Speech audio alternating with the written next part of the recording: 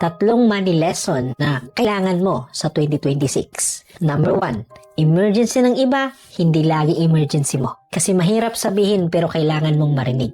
Hindi lahat ng lumalapit sa iyo ay responsibilidad mo. At yung ipon mo, hindi yan donation box.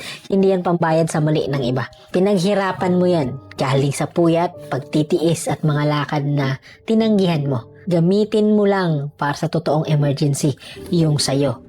Kaya huwag mong hayaan ang emergency fund mo ang sumalo sa pagkakamali ng ibang tao. Pangalawa, stop acting na mayaman ka habang binubuo mo pa yung sarili mo. Kasi maraming nalubog this 2025 dahil sa kagustuhang magmukhang mayaman.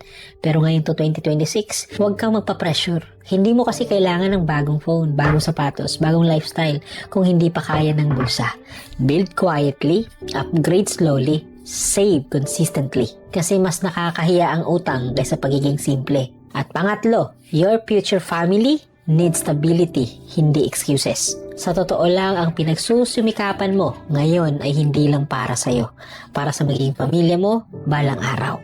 Pangarap, bahay, pang-tuition, security, peace. Hindi mo yan makukuha kung paasa ka sa ibang tao. Kung gastos ka ng gastos at kung wala kang direksyon sa pera mo. Kaya please, ngayong 2026, unahin mo ang sarili mong foundation. Kaya kung ayaw mong maranasan na magiging anak mo ang hirap na dinanas mo, mag-ipon ka habang kaya pa. Kaya ulitin ko, ang emergency ng iba, hindi mo emergency yan. Please, stop acting na sobrang yaman mo. Build first. Flex na lang later. At yung ipon mo ngayon, ang safety net ng future family mo. Kasi sa 2026 is the year na dapat hindi ka madaling maubos. Protektahan mo ang ipon mo, ayusin mo ang habits mo, at tigilan mo muna ang pagiging maluwag sa pera. Kasi kung hindi mo disiplinahin ang pera mo, ikaw ang didisiplinahin ng buhay. Gets mo?